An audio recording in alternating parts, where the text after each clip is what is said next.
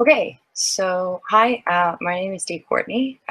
This is really weird, not having anyone on the other end. So sorry if I like laugh at myself while I'm doing this. And sorry about the technical difficulties. I think it should be fine now.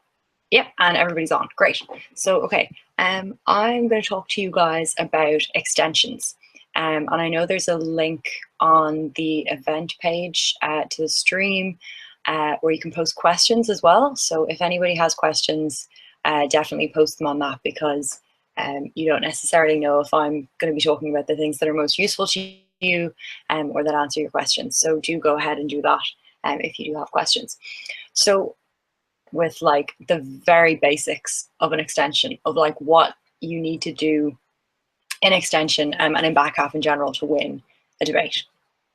So I think there are 4 key elements, or 5, depending on how you look at it, that make a good extension. First, obviously, it needs to be new.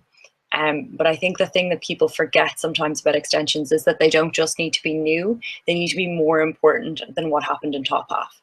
So there's no point having an extension that is new but less relevant to the debate, or new but less persuasive than what happened in top half. That's a situation where you'll find that you have succeeded in, like, you've technically succeeded in having an extension, but it doesn't really serve you in the debate.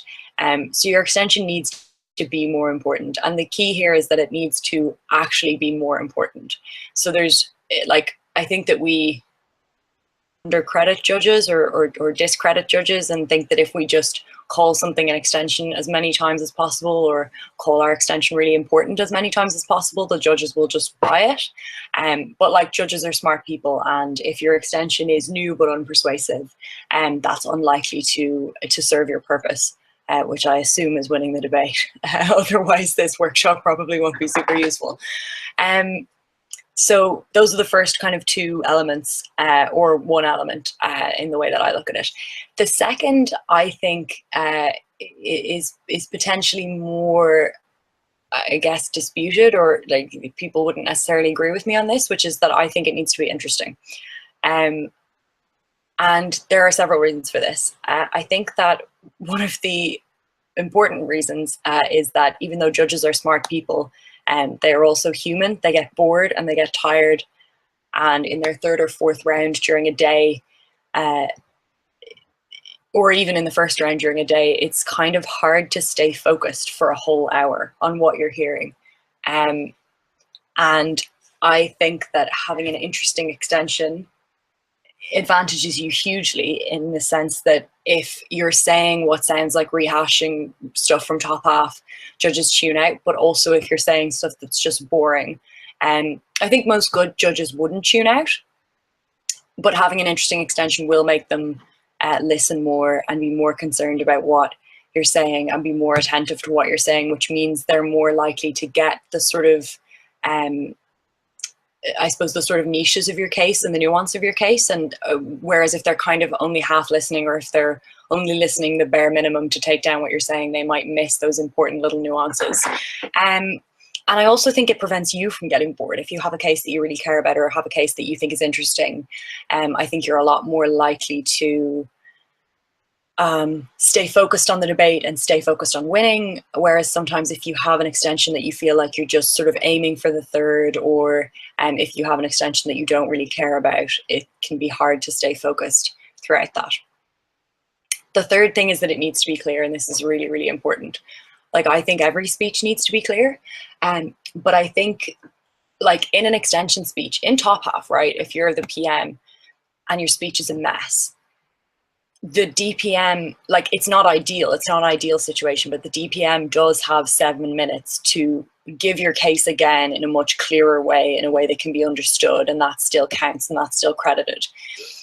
In an extension, if your extension, when you give it as the extension speaker, is not clear and is not persuasive at all, because it's not clear, because the judges can't understand it, and the sum speaker gets up and then clarifies that, like, it's kind of shaky ground that you're on in terms of whether or not that's new material, because if it's not proven at the point of that the extension speaker sits down, or if it's not at least given in such a way that can be understood, or given in such a way that it could be reasonably persuasive, it's kind of hard to credit both speakers with giving that material.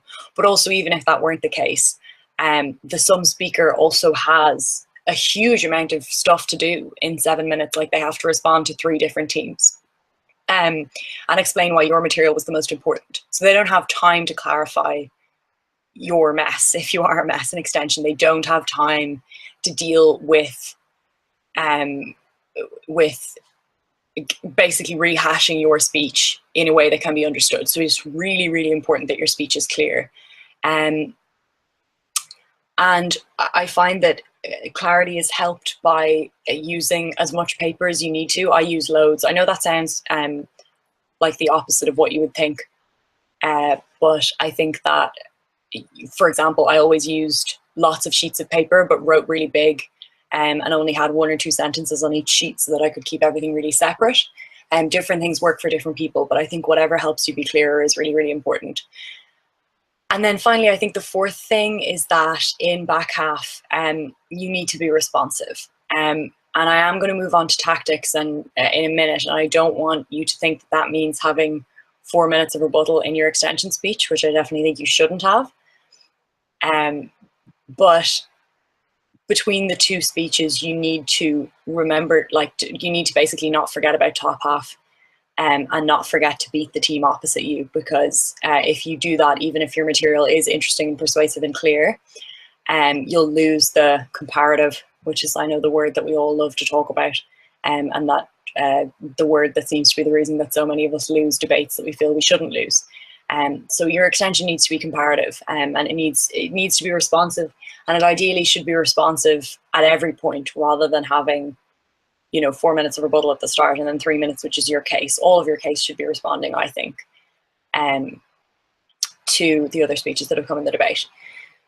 So in terms of how, I think the question that I get asked most often, not just in the context of workshops or coaching or when I'm chatting to people about extensions, actually a question that I get asked most often as a judge when I'm giving feedback is, what could we have done in back half to come up with new material, or what could we have done in back half to win that debate when the top half team was reasonably good and they took all of our material? So the first thing that I want to say about this is about prep, and then I'm going to talk you through my extension checklist, which is a list that I use to basically pull extensions out of the air when I have nothing. So if you really, really feel like you have nothing, that checklist is probably going to be, well, hopefully going to be useful. The first thing is in terms of prep.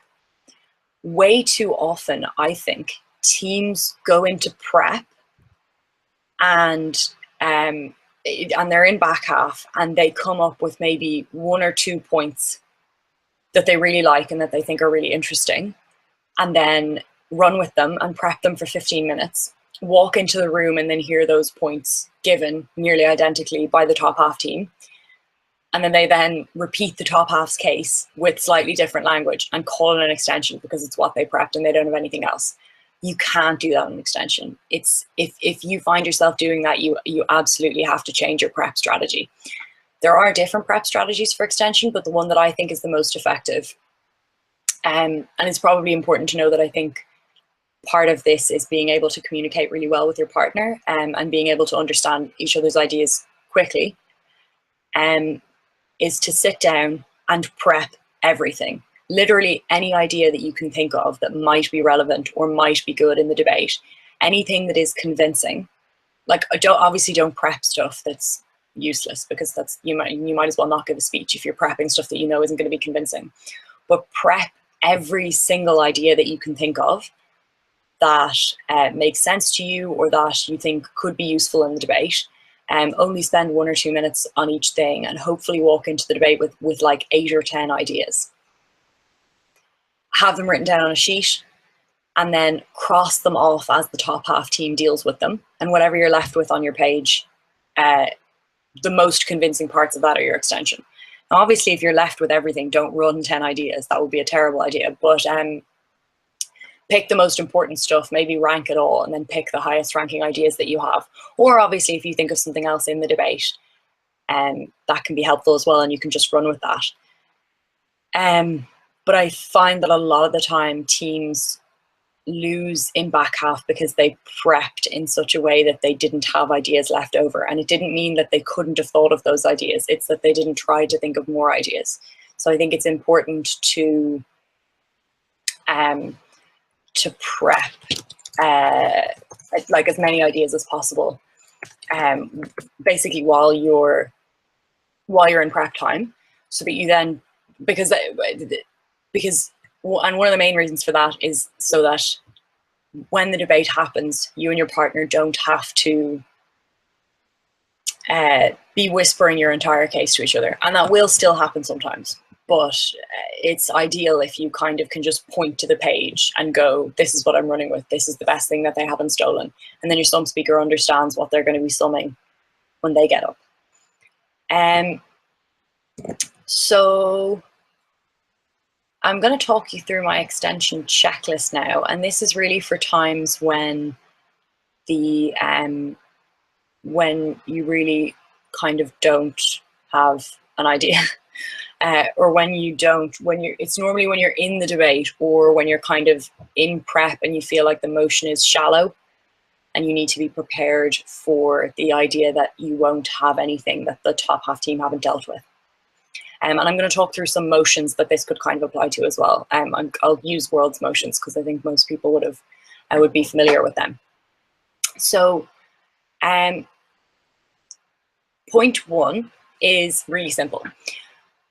Is there any actor or group any actor that has a stake in the motion, or any group that has been affected by the motion that have not been discussed in the top half? So a motion might ask you to talk about a specific actor, but even in the most specific and narrow debates, a lot of the time there is an actor or a group that you can bring into the debate and then make them sound important. Because the best thing about speaking in extension is that the top half teams are done. Each of them will probably get 1 POI in the back half if they're lucky. Well, and each of them probably will get 1 POI in the back half, and 2 if they're lucky. And so even if you bring in a group that doesn't seem intuitively more relevant or more important, you can frame it in such a way that they are. So bringing in a new group can be really helpful. So like an example of that would be, let's say,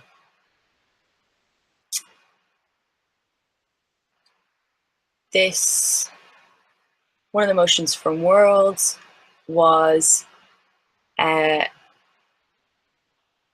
this House believes that the world would be a better place if women from privileged backgrounds turned down any benefits arising from affirmative action programs. So let's say, for example, in the top half, the discussion mostly centered around the effect on feminism as a whole, and where sort of privileged women from middle class backgrounds sit in feminism as a whole. So the top half talked about how we get more people involved in feminism, and how feminism can be most successful, and how feminism can reach more women. And then it might have talked a little bit about, I guess, minority groups and how they can benefit from this. So like women of color or queer women. And in that situation, you could bring in another group of women who have been affected by this. So like you could talk more about trans women, and you could talk specifically, or you could talk about women with disabilities, and you could talk specifically about the kinds of women that would benefit most from the policy. And that's just an example, and that it won't always happen that way. A lot of the time top half teams will think of everything obvious, and then, for example, like round 7 is a good example of this, where there are lots of different actors that you can talk about. This House believes that South Korea should produce nuclear weapons. So if the top half, for example, focuses, as you would imagine they might, on like South Korea, probably the US and probably China, and how they all react to this, there's really important stuff in that debate about the reaction of other actors in the region. So ASEAN states, states like Japan, and obviously as in North Korea would be discussed in the top half, but specifically the sort of regional internal reaction. And you can make that seem more important because you can talk about how, even if we forget that the US isn't the center of everything, and when we think that a lot of the time it is, you can talk about how it's a lot more important how a country like Japan will react to something, or a whole region will react to something, how that's more important than what was discussed in top half. So those are just a couple of examples of where you can do that.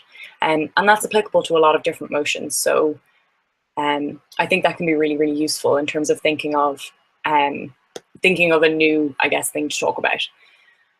And you should always explain why they're more important, not why they're important, why they're more important than what happened in top half. It's really, really important to always be comparative across the table, but in back half especially, it's really, really important to be comparative up the table as well, and constantly say oh yeah, first prop are very good, we think they should probably come second, but realistically our stuff was the most important in the debate. And you should be doing that in extension as well, not just in some.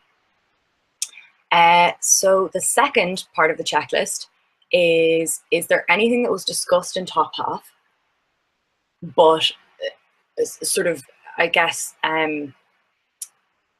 only in one specific time frame. So what I mean by that is, was there anything that was discussed in top half where top half discussed the short-term effects of the policy on a certain thing, but failed to deal with the long-term effects? Or where they discussed, medium and long-term effects, but actually lost out on a short-term thing that might be more important. So going back to the South Korea debate, for example, let's say top half talk a lot about North Korea's reaction to South Korea producing nuclear weapons,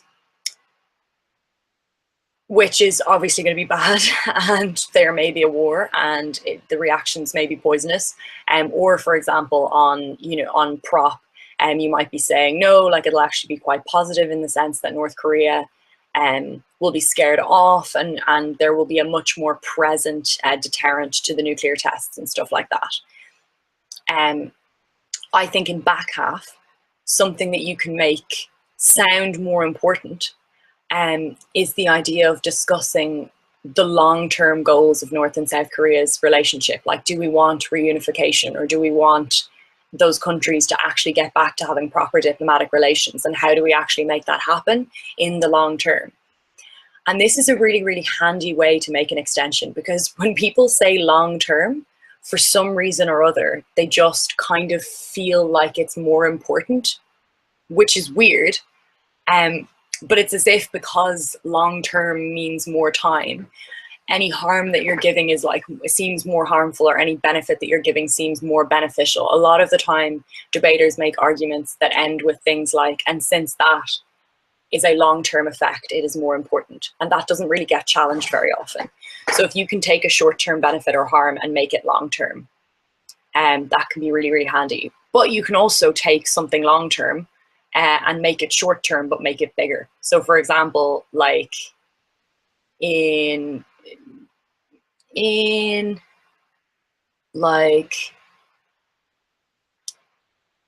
this House would temporarily and significantly relax minimum labour standards in times of unusually high unemployment, including workplace health and safety standards, minimum wage, working hours, restrictions, etc.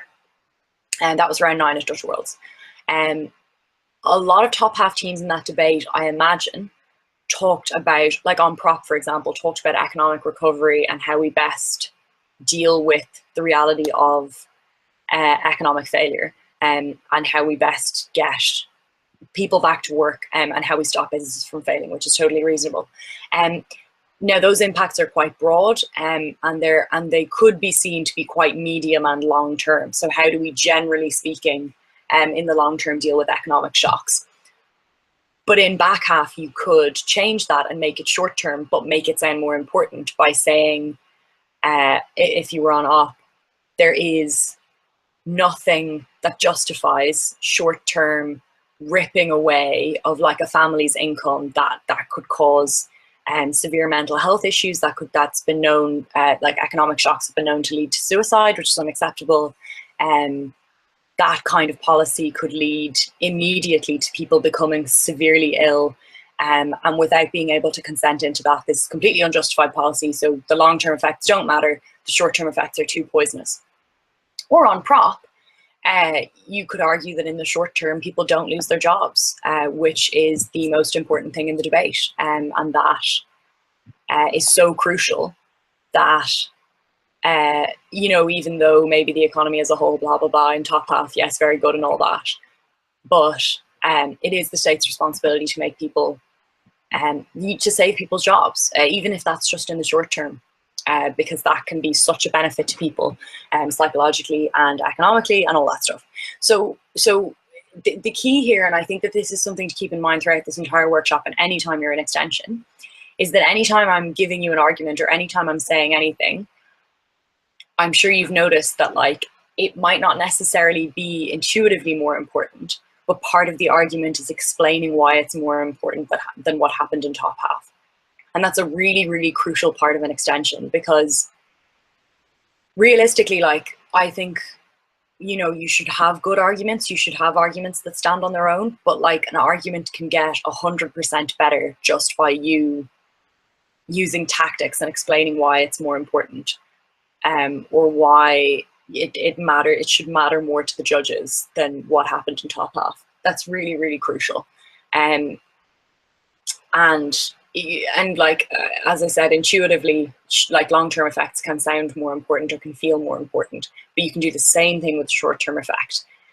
And if it's a new section of the point, it's new material. Like, just because a team said, oh, people,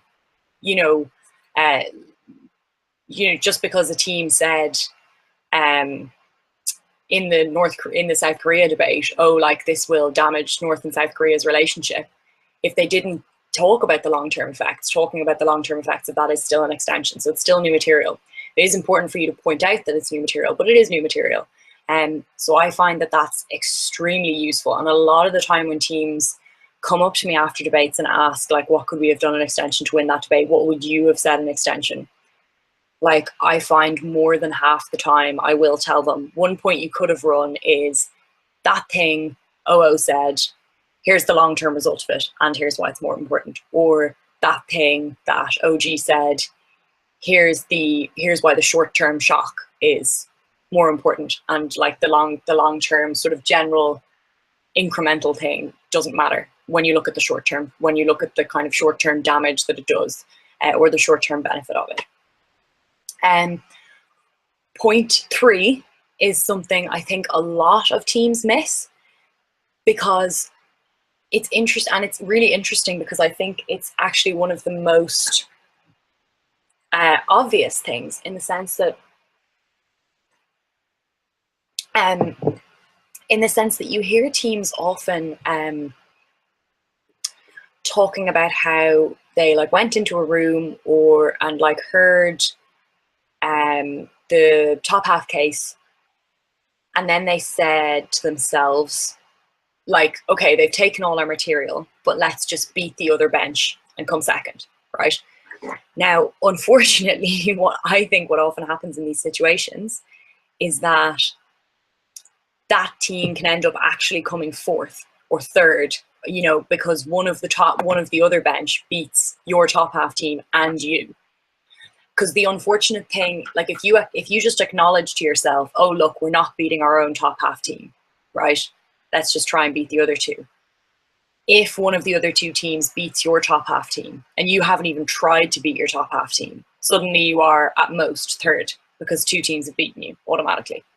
And then you could be fourth if the other bench does its job. So I think part of you should always bear in mind that there always is a way to beat your top half team, or that there normally is a way to beat your top half team. But crucially, I think in these situations, what teams miss, which is point 3, is if they assume their top half team is better than them on material, a lot of the time they don't look at what their top half team has done wrong. And a lot of the time what that is something that the other top half team said that they just didn't respond to. So is there something that happened in top half, let's say you're CG, is there something OO said that OG just didn't respond to? And what is the response? And is that response good? And can you make it into an argument? Because like half the time, I don't like, it's not necessarily useful to talk about constructive and rebuttal as different. A lot of the time they are the same. And I think that's why integrating rebuttal is becoming so much more popular as a tactic now, because a lot of the time rebuttal is substantive, or it can be substantive. And interestingly, I think teams lose out some of the time by calling their speech, by calling 5 minutes of their speech rebuttal. Whereas if they'd spent 2 more minutes organizing it, it could have just been a case. So if there's anything in top half that your own top half team hasn't responded to, you should respond to it, and you should explain, look, this thing just wasn't cleared up in top half. Here's why, like, our own team didn't win it, but also OO didn't win it because we're winning it. And a lot of the time you can find that you end up winning because of that. So I think it's hard to think of an example for this one, but I might just invent one and pretend it happened, because I can't remember any of the world's debates. So I can't really use real examples of that happening. But let's say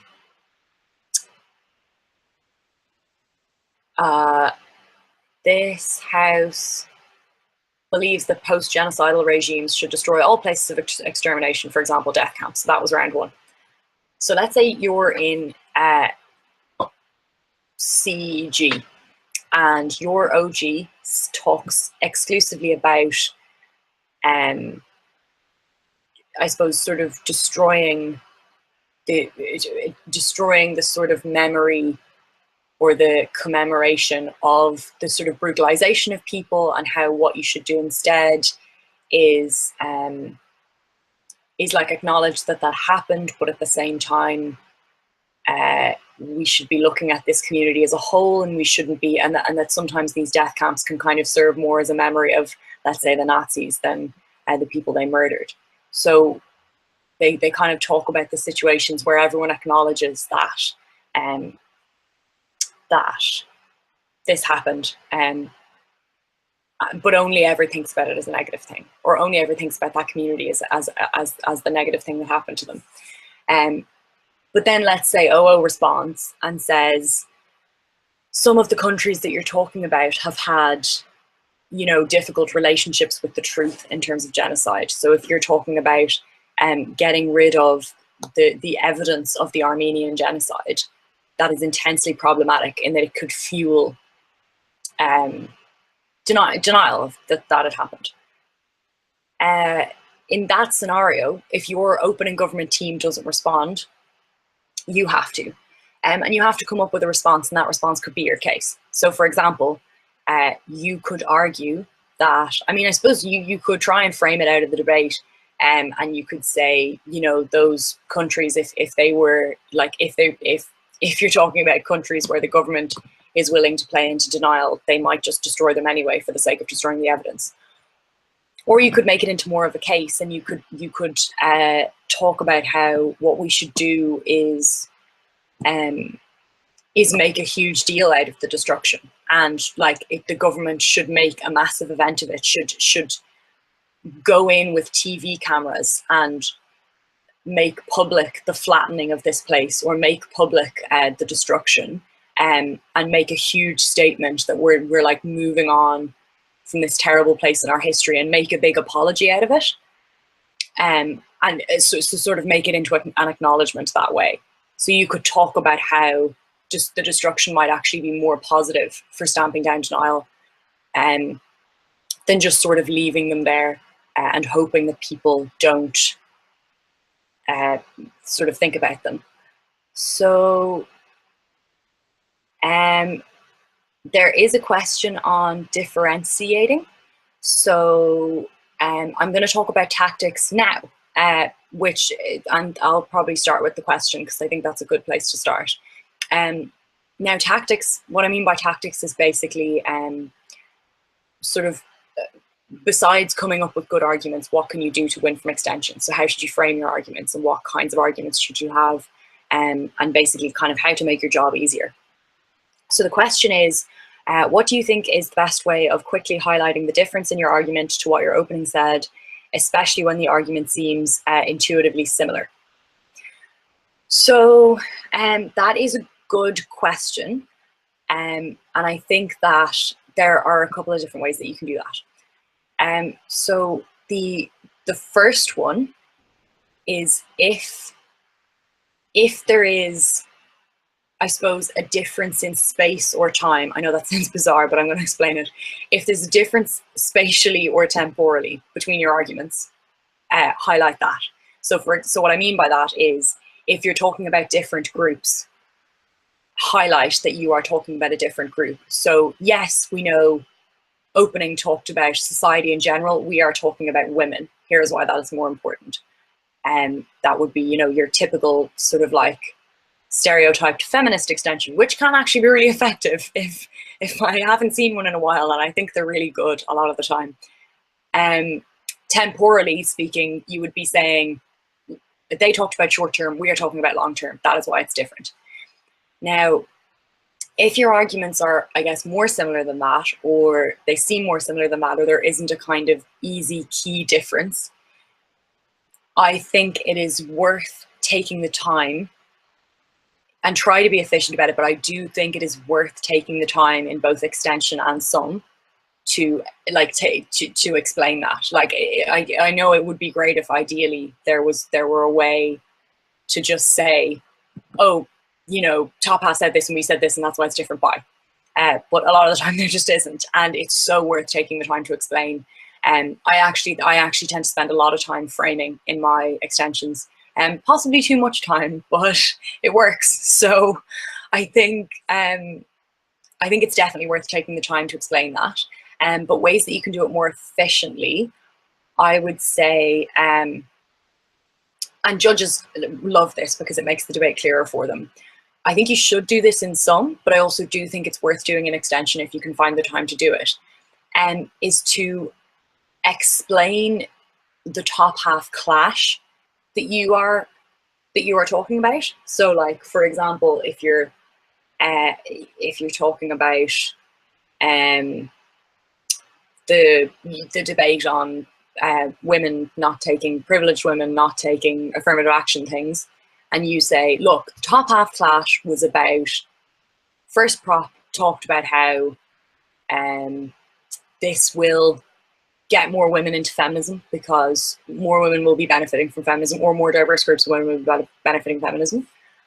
And first op said it won't, because it'll make affirmative action less legitimate, and then other women won't actually benefit from it, because when white women do the thing, other women will feel like, oh, but like if they don't need affirmative action, like I shouldn't need affirmative action, I want to be empowered as well. So like I'm not taking the position either. So no one will actually benefit. And that clash isn't really resolved. Point out to the judges that that clash isn't resolved and why it isn't resolved. And then say, our extension material uniquely will resolve this clash. And if you then do that successfully, it must be new, because if that question was still in the judge's mind at the end of the top half, you have definitely added something to resolve that clash.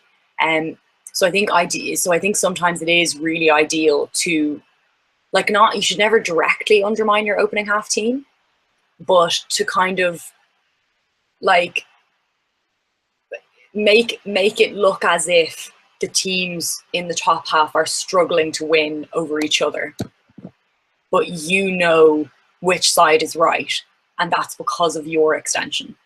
So I actually, and this is the next thing I want to talk about, I actually don't think extensions and summations are as different as people think. I think a lot of the time, a lot of the tactics that you use in summation, you should be using in extension as well. So talking about like, this is what happened in the top half, and like, as in, this is why our extension was the most important, or constantly saying the word extension so that the judges realize you have an extension. That's all stuff that if you do in sum, you should do an extension as well. And that's one of the reasons I think if you like to speak extension or you like to speak some, I think you should try the other one. And just use the same tactics that you use. Just don't use new material in some and use new material in extension. And realistically, if you're working as a team, you should be prepping the same material anyway. So I can never understand, like I love speaking in extension, but I was a some speaker for, I think, a year, like a full year, probably a year and a half before I started speaking extension. The only reason I switched was because my partner wanted to. And I think a lot of the time people get stuck in a mindset that they can't sum, or that they really, really like summing and that they don't like doing extension. And the problem with that is that it's good to be versatile, but it also, I just think, boxes you into this mindset of what an extension is supposed to look like and what a sum is supposed to look like. And realistically, they should both be doing the same thing. So I think those tactics should all be used in extension, so that the sum speaker has less work to do then of trying to prove that your material is new. At that point, they can just be like, here's why it's so much more important. So I'm just going to turn on notifications for the post so that I can see if there are any more questions. So I've already talked about prep. I think the next thing is why I love extensions, which is, I think extension is a brilliant position if you are kind of like a little bit conceited and a little bit, you like to get a little bit arrogant and sassy and stuff like that and pretend you're super cool and important, because I love doing that in debating. You know, like just kind of getting the chance to like finally be a bit big-headed and have an excuse to be, because you love your material and you want to win the debate. And what I mean by that is, I think an extension is a unique opportunity to stand up and just be like, everything that's happened so far is irrelevant and I'm amazing and everything I'm about to say is so important. You should be on the edge of your seats. This is going to be good. So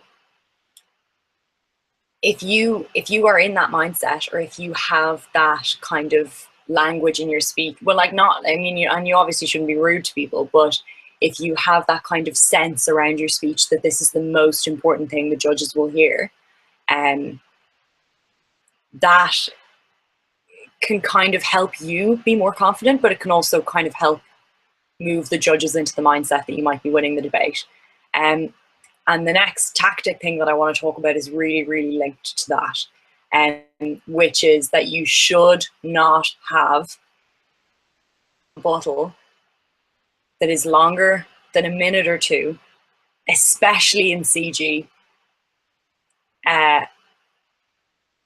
But yeah, basically. So the way that you should do rebuttal in an extension, I think, is quite specific. And again, I think this is similar for some, because you don't want your summation speech to be like 4 minutes of extraneous rebuttal. Oh, and now I'm going to summarize the debate. It's like, what were you doing for the first 4 minutes? You were just, I mean, a sum is just you attacking everybody. So you might as well just spend the whole time doing that if you're going to spend 4 minutes and then pretend you're summing the debate. So the way you should do rebuttal in extensions is like, you shouldn't, there is no reason for you as the prop extension speaker to have 3 minutes of rebuttal responding to OO. Like, that is a waste of time, because you now only have 4 minutes to do your new material. And also psychologically, it just makes the judges think that your material is less important to you than responding to OO, which makes their material seem more important. And it also just seems like the only team you're interested in beating is OO, which it isn't. So the kinds of rebuttal that you should have in a prop extension are framing, and ideally it should be efficient, and it should do as much damage as possible in as little time as possible. So for example, if you can have 2 minutes of framing at the start of your speech to explain why both top half teams, are irrelevant to the debate, and why your material and possibly CO is the only thing that's actually relevant in the debate, and your partner will deal with CO, so that's fine. And if you do that successfully, you are now second. So like, that's brilliant. You know, like, you have just come second and you are 2 minutes into your speech, which I think is incredibly beneficial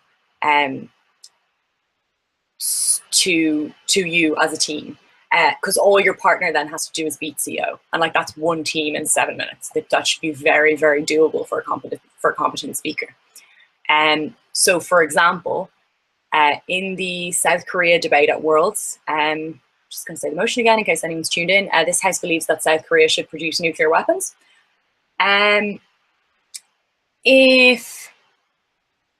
If you find that the top, like as in, and I do think that you should keep this accurate because you never know kind of what's going to happen in POIs or in rebuttal or whatever. But if you think there is something that has made the top half teams misread geopolitics, so for example, they don't understand the relationship between China and North Korea, or they don't understand how Donald Trump's presidency has affected the relationship between America and South Korea, and all their arguments are based on a misread understanding. 2 minutes of framing to explain that situation. So like when Donald Trump got elected, this thing happened, blah, blah, blah. Now South Korea plus US equals, and go, and that's why top half doesn't matter. If you have done that successfully and you have any kind of positive extension that plays into that definition, and obviously that is key, like you also need to have an extension. Framing is not enough on its own. But if you do that successfully and your extension is relevant to your metric, you have now come second. So brilliant. Good job. Make sure you beat CO. In CO, I think some people have different views on this. I personally think that you still shouldn't have a lot of extraneous rebuttal in CO, because again, that's kind of just like, because what I just said about CG is, I think one of the things about CG that's really great. It's like you're the first speech in the top half, so you can kind of pretend to be like a PM, claim the top half was irrelevant, and then just start a whole new debate on your own, and then you own that debate. So in CO, if you spend too much time responding to CG extension, you're just playing into that narrative and just having their debate and not focusing on your own thing. However, depending on what the extension was, it still can be useful to have extraneous rebuttal to try and make it irrelevant, or to try and point out the inconsistencies, obviously. And I think that is the same for CG extension. Like if there's just a massive hole in OO's case, obviously poke it and then, you know, just move on. And I think it's the same for CO versus CG.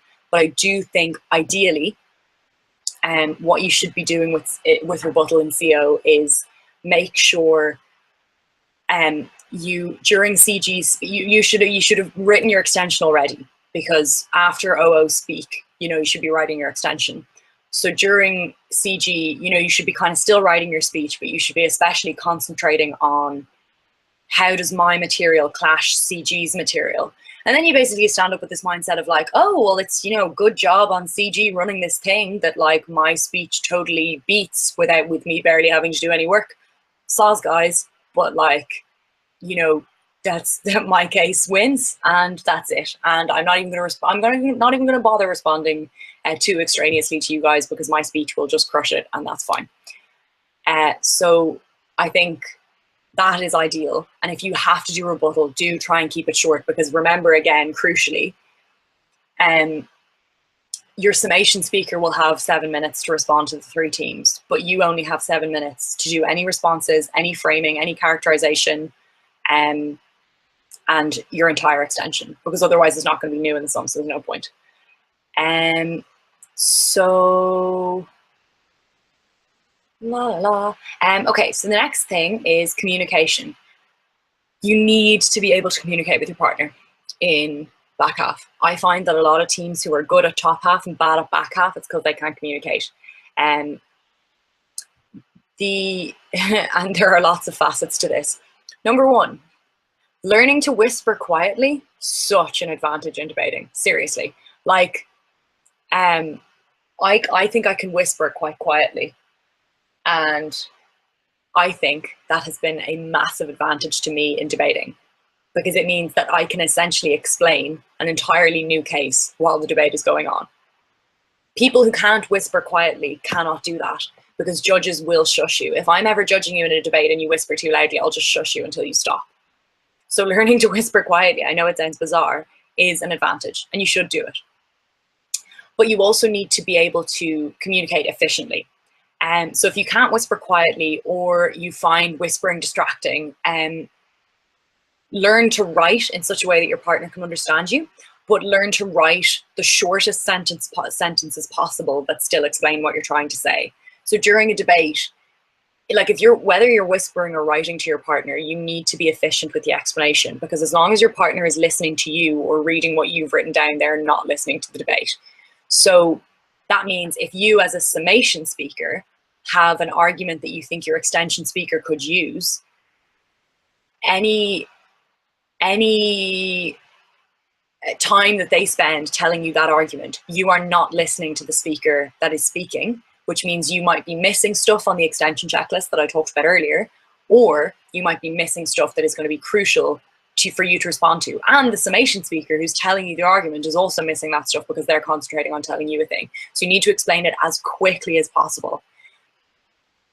Ideally, as if you're a summation speaker or if your partner is a summation speaker, they just need to be able to think on their feet. Because like there have been times, there was one debate in particular I remember in UCD a couple of years ago when the nice boys from Durham had stolen every single thing we wanted to run. And in first prop, and we were in closing prop, and they had stolen all of our material. And I was freaking out, and the DLO was like about to sit down. I think it was like 6.5 minutes into the DLO speech. And I was racking my brains trying to think of an argument. And it was that motion, the one about, this house would teach techniques for sexual gratification in school. So they had stolen all of our material about better sex and kind of better sexual education and queer stuff and all that kind of thing.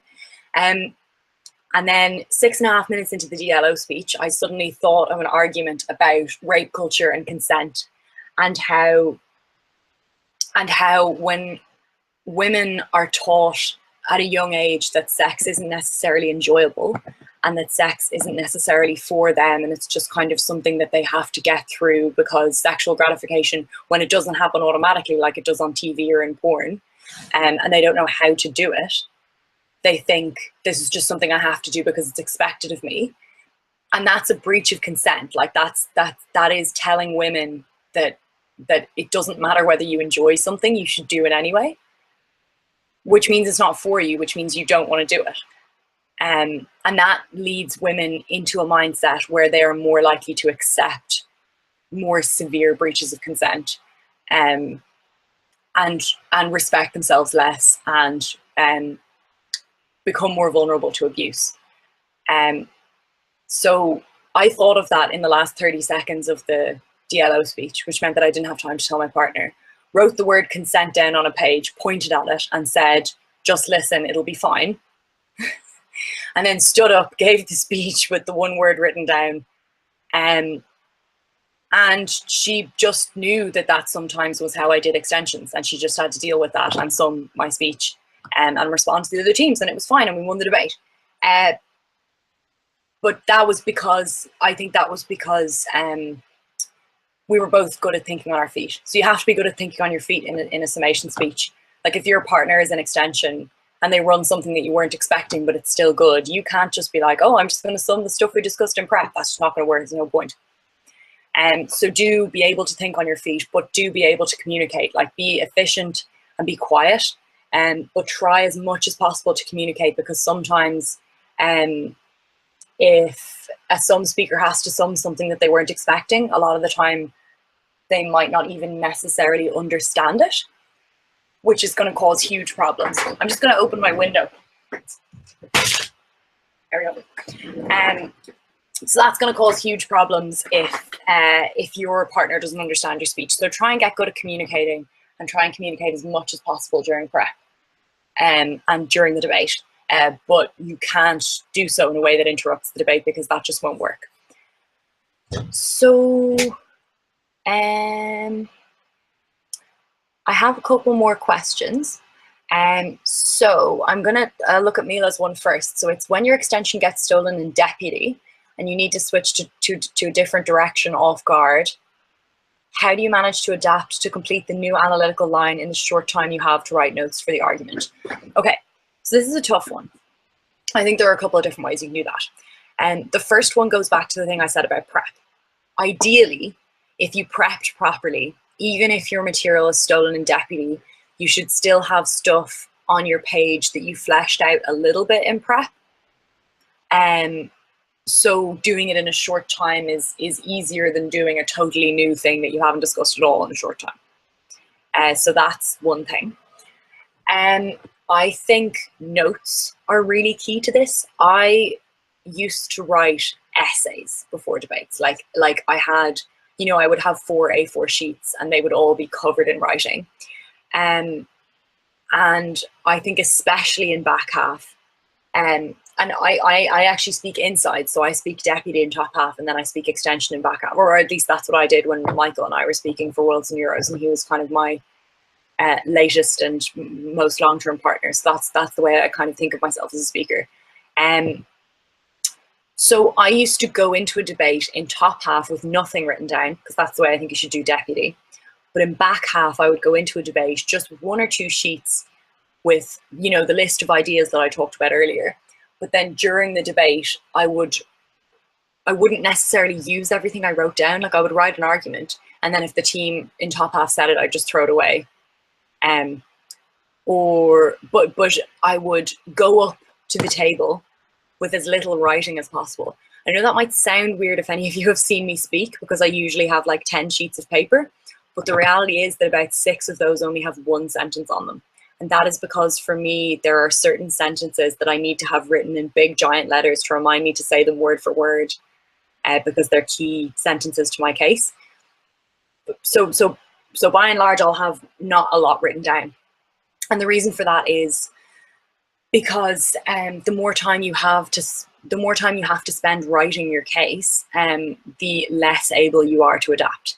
Because if it's going to take you a full 7 minutes to write down what you're trying to say, if you are in CO and DLO takes all your material, you now only have 7 minutes to write, but you also have to do responses to CG and stuff like that, so you're kind of screwed. So you need to be an efficient writer, I think. And I think ideally you should, like, I think a lot of this is about practice, to be honest. Like I think especially when you're dealing with a case where your case has been stolen in deputy, or where the earth has been completely scorched, I think debating with good teams in top half and training sessions, like try and get the best speakers in your university to come to training sessions, put them in top half with weaker speakers behind them and get the weaker speakers to practice. Or for example, I actually think quite a good way to practice is in your training sessions, or even just with you and your partner, you can prep a debate, but it's like a world's final, and then watch the first half of the video and then do your extension. So you're extending off some of the best speakers in the world without having to have them in the room with you. And I think that can be a good way to kind of practice it. But to be honest, in terms of how you think on your feet and how you adapt, I think that's a skill, and it's not a skill that I can just say and then give to you. I think it's a skill that comes with practice. So the next thing that I want to talk about is framing. So framing and characterization, I think, are really, really important in extension. And the reason is that I think, as I kind of suggested earlier, I think one of the most important things in extension, or one of the easiest ways to win in extension, is to make the judges feel like the top half didn't matter, or like the top half mattered a lot less than your case. But you can't really do that without talking about like why, basically. And you can't really do that without kind of like painting a new picture and being like, look, top half were fine, they said words, but they weren't talking about the real debate. So I think in the time that you might in LO spend on rebuttal to PM, spend that time framing and characterizing. Because if you use framing well, you can beat 1 or 2 teams in like very speedily. So for example, describing in a debate the relationship between different countries if it hasn't been described yet can also be really useful because it can make your case seem kind of more clear and more sensible, which can just kind of instinctively make judges want to give you the win.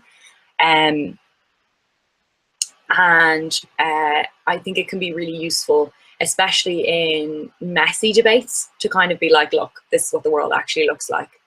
Stop being so messy and crazy, top half. So I know that there is a really good workshop on framing on YouTube. It's an Adam Hawksby one, I think. So I would suggest watching that. So I don't want to go kind of too far into it because it probably is something that you could do a whole workshop on very easily. But what I will say is that you should, I suppose, that what you need from framing is to show why your material is new or why your new material is more important. So a lot of the time the links can be quite tenuous. So like, for example, I've definitely gotten up an extension in debates and just been like, so like the way in which, you know, Xi Jinping tends to behave as president of China, and then just kind of rambled about that for like a minute or two, and then just gone, you know, and that's why our case, which just like is kind of, it's like, I think its framing and characterization are weird in the sense that like, but in a very advantageous sense, in the sense that like there are 1,000 different things that you can frame on in a debate. Talking about the South Korea debate, you could easily get up in extension and frame on South Korean political climate, North Korean political climate, American political climate, Japanese, Chinese, ASEAN political climate, and general sort of Southeast Asia political climate, and how nuclear weapons work, nuclear disarmament, the Iran deal. Like, you could get up and do 7 minutes of just information and characterization of what the world looks like. So realistically, what you're choosing to frame on isn't actually realistically the most important information for the debate. It is the information that makes your case win the debate. Because like, and like maybe that's like lying, or I guess not, you know, it's not always, and I think you should use accurate information, but it's not always the whole picture. But no debate is the whole picture. So I think you need to be tactical about what information you choose to give the judges and what you choose to focus on, and never focus on something that makes top half look more important. Always focus on something that makes them look, you know, smart but not as smart as you, and makes you look like the smartest. And focus on material that allows your case to kind of seem as if, you know, as if the top half have missed this massive crucial thing, even though you're missing a massive crucial thing. Probably because, you know, we all miss massive crucial things in debates. And the reason that this works, and I probably keep coming back to this, but it is just the brilliant thing about extensions. Top half don't get to say anything anymore. They're done. They maybe get a POI or two. They probably will only get to POI you once, because you probably will take one POI from back half and one POI from top half. That's what I think you should do in back half. So they're done, and they cannot now get up and respond and talk about why their case is actually more important, or talk about why your information doesn't matter, which means you have this unique power of characterization by being like, I'm going to frame on, you know, the relationship between China and North Korea, and I don't give a shit about the US and North Korea because that's not relevant to my case, but it's not like top half are going to challenge me on it. I mean, they can in a single POI, which I can probably laugh off and respond to quickly and then move on.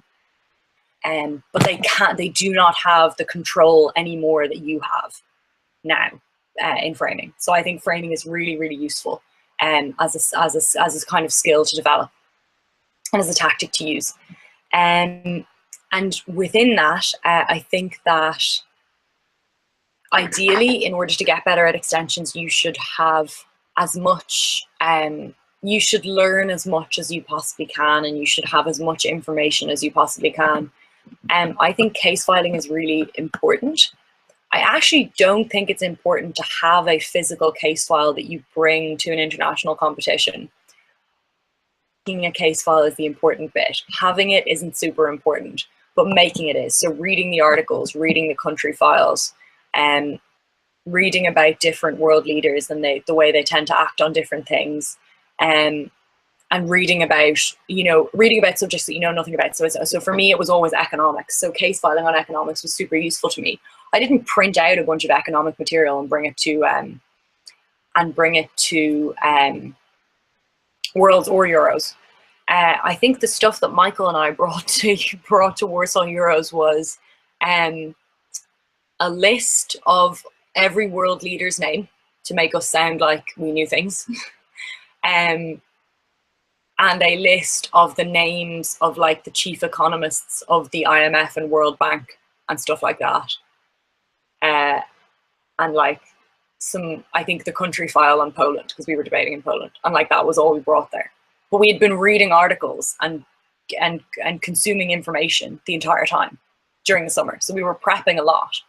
We just didn't see the sense in bringing this massive folder to Worlds or to Euros, because we knew we weren't going to read it. Like in prep, you don't have time. But the reason that this is important for extensions is that I think a lot of the time, if you have information, it's a lot easier to get up an extension and be like, look guys, I'm super sorry, but like you just don't know anything about the Philippines, which is why all 28 minutes of that top half was irrelevant. And like, you might be wrong. Like you might kind of be using the information that you have in order to lie about top half. But that will help you. And you also might be right. So having information is super, super useful in crafting an extension, especially in crafting an extension that's going to win the debate.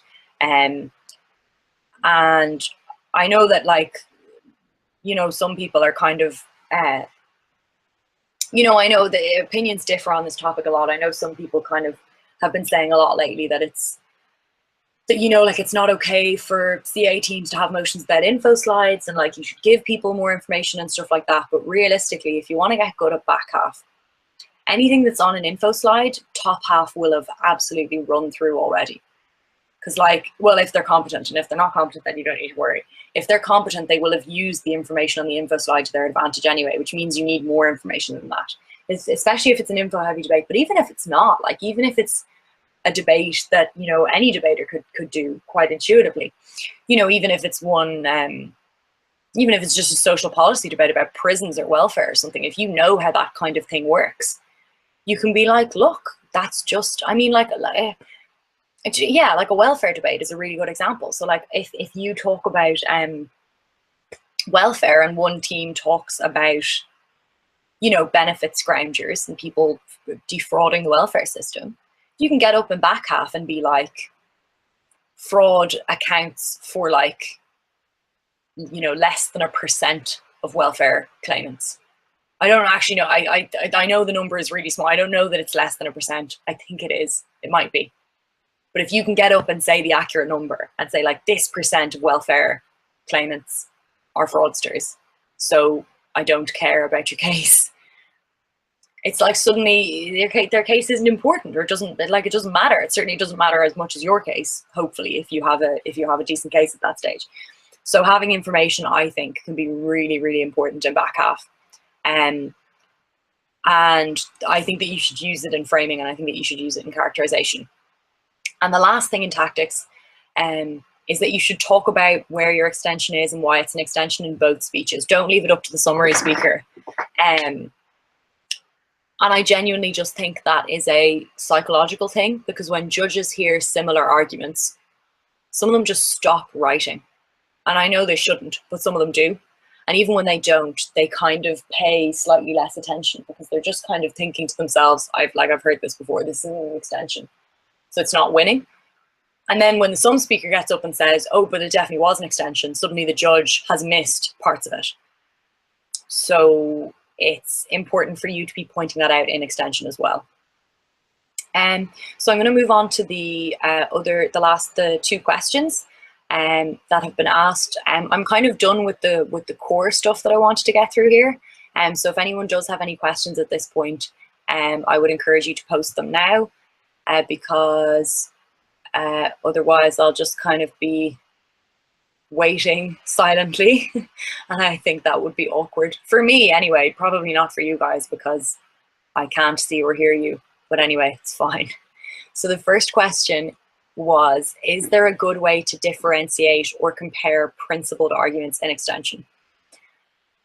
So this is interesting, and there's been a lot of discussion lately. Like maybe it's just on debating shitposting. I don't know. There seems to have been a lot of discussion lately about principled arguments in debating and whether they work and whether you should use them.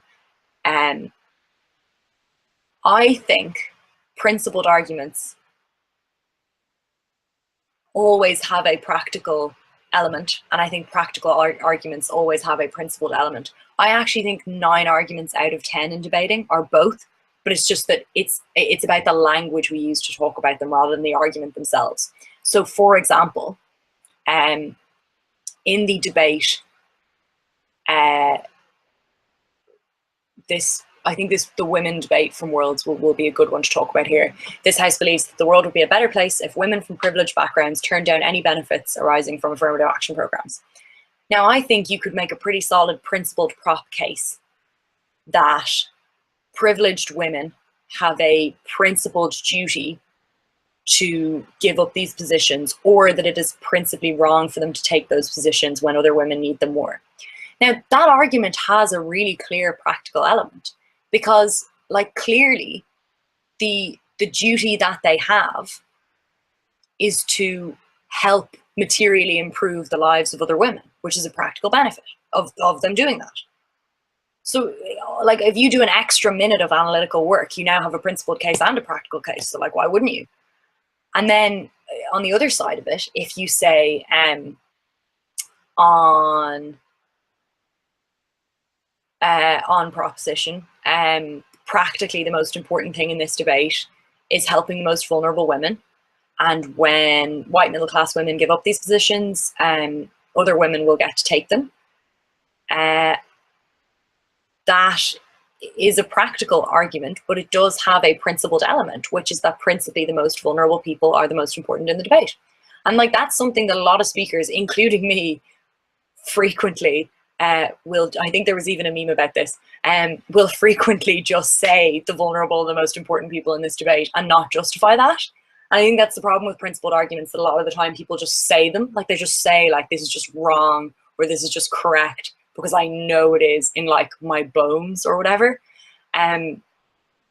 which is like not good, but it's kind of hard. I think it's kind of hard to justify a principled argument, but the reality is that most of the practical arguments you run have principled elements, and most of the principled arguments you run have practical elements. So to answer the question, I would say 2 things. The first thing is, interestingly, I think I am now going to add another point to my extension checklist, which is to say, if top half have talked exclusively in language about practicalities, you can frame the principle as the most important in the debate. Or if top half have talked exclusively about principles, you can frame your case as the only reason principles exist is to get things for people. Duty is about giving people stuff, and morality is about, you know, protecting people and sort of defending people's rights.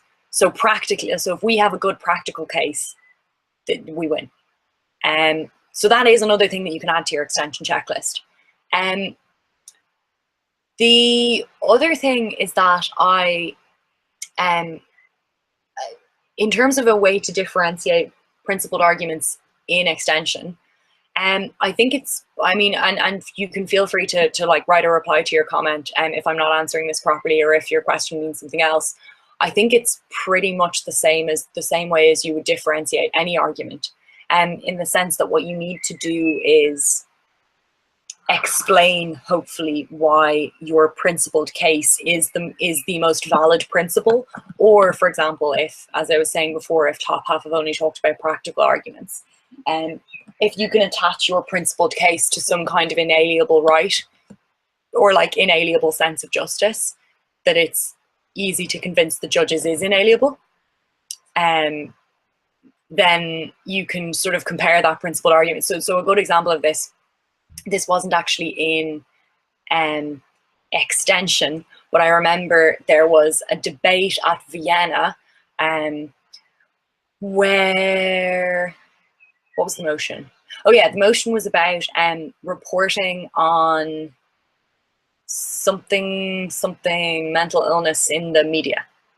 Something, I don't remember what it was, but a team on prop in DPM were like, nothing that ops say matters because doing this in the media to people's families is psychological torture, and you cannot torture people under any circumstances. So I don't care what ops say. Principally, it doesn't matter. It's torture. And that was really hard to respond to. And that team ended up winning that debate, I think, because it's really, if you, and it is hard to explain a principle in this way. It is really, really difficult to explain why a principle matters. And a lot of the time when you ask people to explain why a principle matters, they say, oh, because practically, and then, you know, they're doing a practical thing now instead of a principle thing. But if you can explain it by tying it to something intuitive or something that we all think is right, so like the fairness in the justice system, or you know, not wanting to support torture or not wanting to support sexual assault or something like that, it can be really, really useful. I hope I've answered that, but if I haven't, feel free to add another comment and I'll see if I can respond. So the next thing is, speaking of POIs, when argument / timing wise, and from who do you take POIs from when extending? Aha, tactics, my favorite thing. Right, so I think you should take a POI. You shouldn't do the thing in extension of taking a POI at 1 minute, because you probably haven't, it's not clear yet what your extension is. So you're not letting the team actually respond to your extension. But you also should not do the thing of waiting until minute 6, because, and I think the assumption that we should always make, because sometimes this is true, so you should always assume it's true because this is the worst case scenario.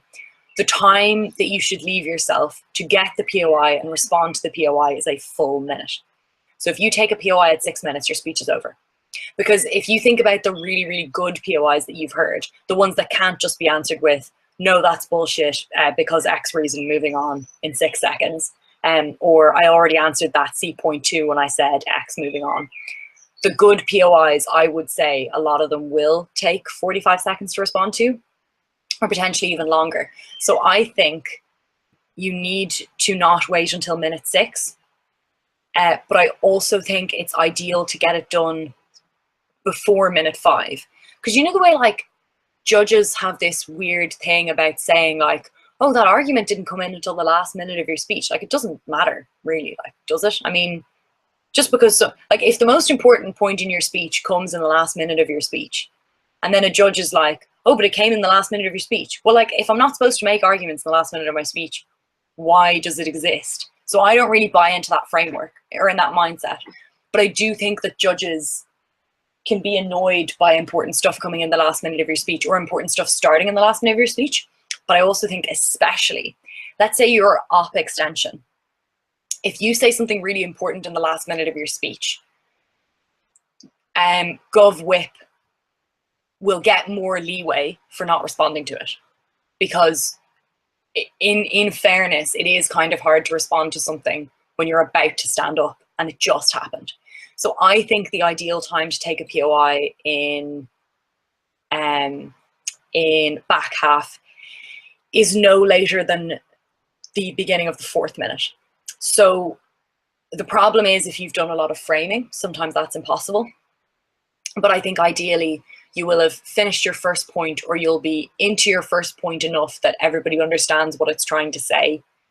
And then you take a POI, answer it, move on, do your second point if you have one, or flesh out your first point to the end. And then you still have enough time to properly prioritize and to properly do the rest of your speech without having that sort of rush. In terms of from whom you should take a POI, I am of the opinion that every team in the debate should take a POI from top half and back half. I think it depends on which side you're on in terms of when you take them.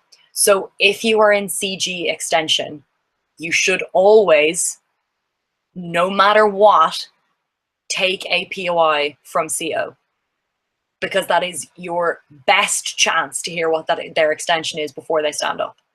Because at that stage, if they, like, CO are never going to or should never give away their extension in a POI to top half. Because when DPM is speaking, if I, as op extension, give a POI to DPM explaining what my extension is, DLO is going to steal it.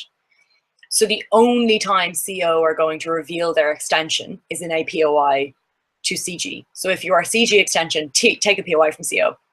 If you are CO extension, it doesn't really matter, I guess, but I think ideally, tactically, it might be a good idea to take one from opening. And the reason for this is that CG are about to get a chance to respond to you, whereas opening haven't had, like are only going to get one when they get a POI. So you're about to hear all of CG's responses, and then you can respond to them. But so, like, let's say you take a POI from OG in CO extension, good, you know, you answer it, that's fine. When Gov with then gives all of their responses to in their sum, your sum speaker can then stand up and say, here is why their responses were non-existent or inadequate or just shit, basically. And they can take a challenge from CG and say, fine, like, if you think I'm not responding to your responses properly, or if you would like to actually give me a response for the first time in the debate, give me a POI. And then, so tactically, I think in CG extension, take CO, and in CO extension, take OG, and then have your partner take CG. Just tactically, in terms of making your speech seem like you're being really fair to everyone and giving them all the chances to respond to you, and they're still losing because they suck and you're great. That's the narrative that you should always be perpetuating. And really don't do the thing of trying to base it on your prediction of how good the teams are, because especially at a competition like Euros and Worlds, sometimes a team will be like, oh, you know, Oxford are in this position, so we should take 2 POIs from them because they're better, and they'll be a better team and they'll have better POIs and we'll have a chance of beating them. The reality is that you just don't know if the other team are good, and even if Oxford are better than them, or even if whoever it is better than them, by not taking a POI from the other team, you run the risk of being beaten by 2 teams. You know, the first one because you think they're better, or you might be right, and the second one because you didn't engage. So always do take both teams, and no matter your tactics within that. So, and the last question on the post is, could you describe how you think about the prioritization of which other teams to rebut / prove you beat / frame out? In other words, how you see strategy in CG and CO. So my partner Michael had a really cool strategy for summation, which I think is quite a useful way of thinking about this.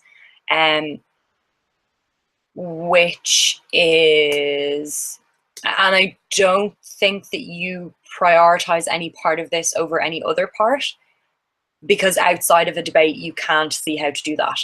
And I'll explain more about that in a minute, but basically his strategy was this. In summation, he would go, okay, so the top half clash was this. Here's why my partner actually won that in her extension. The other back half team said this. Here's where she beat them. And here's where, in a vacuum, forgetting about all the other teams, my partner's substantive material was also the most important thing in the debate, the most impactful thing in the debate, and the thing that would have won any debate on this subject. So 3 prongs. One of them deals with 2 teams, another one deals with the other team, and the final one just deals with my partner is fucking class. Probably shouldn't swear, but whatever. So I always found that framework quite useful. And I think that it is good to try to beat the top half teams at the same time by talking about how they weren't debating the real debate, Or, for example, it can be useful, like basically what I'm saying is it's useful to box teams into categories and beat them at the same time, because then you have to spend less time on it. So you can box in top half and say they weren't doing the real debate, so it doesn't matter. You can box in your other bench by saying something like, and I don't think you should ever actually say your opposite team didn't have an extension, because I just think that kind of comes across as a bit petty. To be like, oh, you didn't have an extension, like it's a bit weird, like it's the judge's job to decide that, not yours. But if their material was similar, you can say, well, we obviously beat both op teams because they both talked about this and we talked about why that is nonsense. So ideally, efficiently, you should be trying to work. I don't think it's super easy to defeat a diagonal at the same time, because diagonals tend to be a bit like it's not going to work really normally anyway. If you can beat all three teams at the same time by saying none of them talked about anything important, fair enough. But I think boxing teams in like that can help. Prioritization of those things doesn't work. It won't work if you try and do it generally for every debate. So what I mean by that is there is no way you can go into all your future debates thinking, well, we're CG, so the most important thing to talk about is why we beat OG. Because your OO team might be amazing, and then the most important thing is probably thinking about how to beat them. But actually, that's not even really true. The most important thing is beating everybody. You can't realistically prioritize one team over another team too much. You should prioritize the amount of time you spend based on the teams that you think you are most at risk of losing to. But you should still take POIs from both teams, and you should still have lines in your speech, in both speeches, about why you beat each team. And the way that I do this efficiently is basically when my extension is written down, I will pick a different color pen and write the names of the teams I am beating beside arguments. So like if I have an argument in the women debate about trans women, and like I think that quite handily defeats OG, I'll just write OG next to it to remind myself to say, oh, and by the way, that beats OG's material on this because of all this stuff. But you should be focused on beating all teams, because in reality, it's very, very hard to see what's happening in a debate from inside of it. So you shouldn't be prioritizing to the extent that you've neglected to rebut a team or to frame out a team, because you just might be wrong. They might be winning and you won't know. So you should sort of target all of them. And I do think, you know, like it's important to understand which one you tend to be less good at and then maybe focus there. So for example, some teams are really, really good at rebuttal, but they don't know how to frame out their opening teams. Or some teams frame out their own opening teams too obviously and kind of it doesn't work. And then they forget to respond to the other side. So sometimes it's about what you need to work on, and then sometimes it's about seeing what's happening in the debate. But it is really, really important to try and frame out all the teams and try and rebut all the teams, because you just don't know what's happening inside the debate. And I think you should always be preparing for a good room where everyone is good and everyone has a chance to win. Because otherwise, once you get to those rooms, you won't know what to do. So that is what I would say to that. I'm just going to wait a minute or so to see if anyone has any more final questions, because I think I've answered them all now. I'm going to post my extension checklist on the thread with questions if anyone would like to see it. It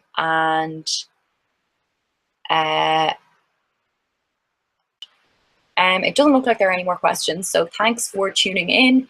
I think this is going to be recorded. I assume so. But thanks for coming. And obviously, if you have any follow-up questions or anything like that, you can post them on the thread, and I'll totally answer. So thanks again, and someone else just right before. Yeah, no, that was fine. It's not a question. Okay, so thanks everybody. Bye. Happy extensioning.